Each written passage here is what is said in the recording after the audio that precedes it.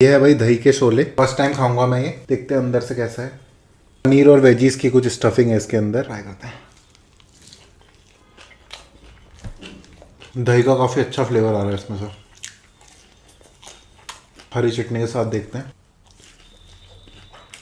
ये भी दही वाली हरी चटनी है तो बढ़िया टेस्ट आ रहा है,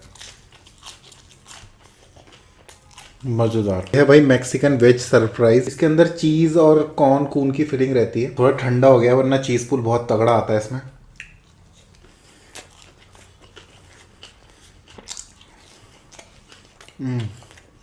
परफेक्ट टेस्ट है भाई इसका। चीज का टेस्ट आता है इसमें, कॉर्न का टेस्ट आता है, कैप्सिकम का टेस्ट आता है। पिज्जा बॉम्ब भी बोल सकते हैं इनको।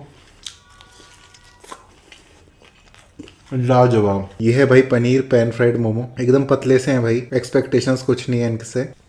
चटनी में डिप करते हैं। ये देखिए इतनी सी फीलिंग है इसके अंदर।